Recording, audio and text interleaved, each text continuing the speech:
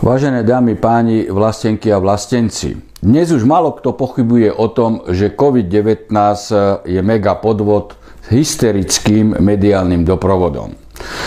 Máme tu rúška, dobrovoľné povinné testovanie, núdzový stav, likvidovanie ľudských práv a ekonomiky bez opory v platnom právnom poriadku a ide pritom iba o obyčajnú vírózu. Tolerancia bezprávia, svojvôle uradujúcim generálnym prokurátorom a uradujúcim policajným prezidentom Ipatакijovou a Čaputovou nás doviedla do stavu, že právne neplatí nič. Matovič a členovia vlády páchajú v priamom prenose trestný čin nátlaku, kde hrozí až doživote, a apartheidu, kde hrozí až trest na 15 rokov. Čo nás čaká? Nič iné než to, že aj radoví bežní občania po vzore Matovičovej bandy začnú páchať trestnú činnosť rôzneho druhu na svoju obranu. Čo nastúpi?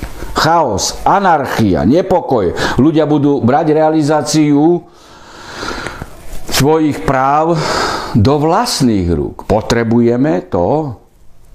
Netreba zabúdať, že pred prvým podvodným testovaním neuveriteľne Fico, Pellegrini, ale i Kotleba hodnotili Matovičov postup ako dobrý krok a ako politicky správne rozhodnutie.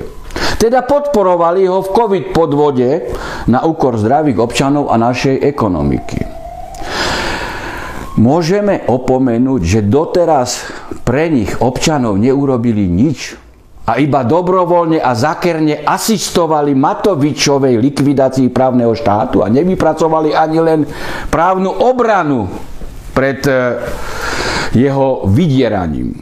Keď zistili, že pohár trpezlivosti pretiekol, rýchle otočili o 180 stupňov a zmenili taktiku, aby sa falošne votreli do priazne poškodených občanov a politicky parazitovali na ich nespokojnosti a hneve. Najnovšie ich farizejské proklamácie.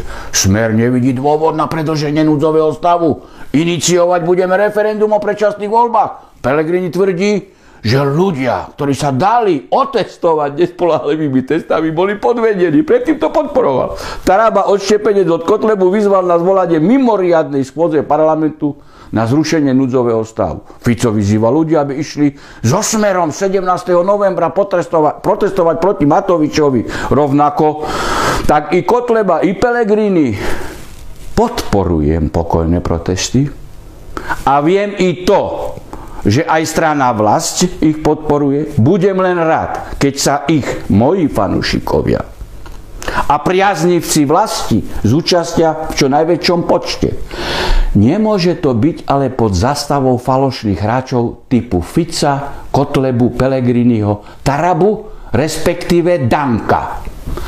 Ak Fico, Kotleba, Pellegrini a Taraba a ich strany chcú naozaj reálne povaliť Matovičovú vládu a vyvolať predčasné voľby, nie je nutná petícia ani referendum. To je beh na dlhé trate. Stačí, že urobia jeden jediný a jednoduchý krok. Nevedia aký? Prednesiem ho verejne, aby sa nevyhovárali, že nevedia ako na to. Ak Fico, Kotleba, Pellegrini a Taraba a ich poslanci, teda poslanci ich strán, to myslia úprimne a nefarizejsky s povalením vojenskej chunty Matoviča? Stačí, že sa všetci počte 55 zdajú mandátov a zároveň v stranách zabezpečia, že ani jeden z ich náhradníkov za ich strany nezloží poslanecký sľub. Poviete si, ale veď zostávajúcich 95 koaličníkov môže zmeniť i ústavu, lebo si odsúhlasia, čo chcú. Mýlite sa. Nie je to tak. Národná rada bez 55 poslancov prestane ústavnoprávne existovať ako celok, lebo podľa ústavy parlament funguje iba keď má 150 poslancov. V nekompletnej zostave právne neexistuje a nemôže zasadať, prijímať zákony ani realizovať iný rozhodovací proces. Viete si predstaviť, že by trojčlenný senát ktoréhokoľvek súdu rozsudkom uložil trest do života iba v dvojčlennej zostave s tým, že tretí sudca nebol potrebný, lebo dvaja zostávajúci by ho aj tak prehlasovali? Neviete. No lebo to nie je možné. Keďže právnym poriadkom dvojčlenný senát nie je predpokladaný, tak ako ústavou nie je predpokladaný parlament v počte iba 95 poslancov. Minulosť to už viackrát potvrdila pri zaniku mandátu poslanca Národnej rady. Národná rada nerokovala, až kým náhradník nezložil sľub. Fico, Kotleba, Pellegrini a Taraba a ich poslanci a partaje.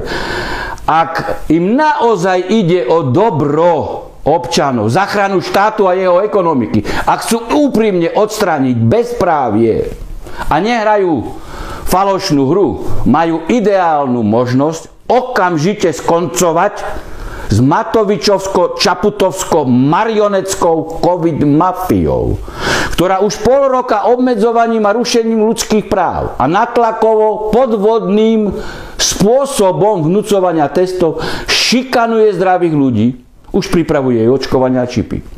Alebo Fico, Kotleba, Pellegrini a Taraba zotrvajú na ceste kolaborácie s Matovičom na covid divadle a nechajú robiť zo Slovenska a jeho občanov pokusné laboratórium pre zisky farmaceutickej svetovej lobby a nevzdajú sa mandátov v parlamente s cieľom hovieť si a poberať okrem platov i poslanecké benefity.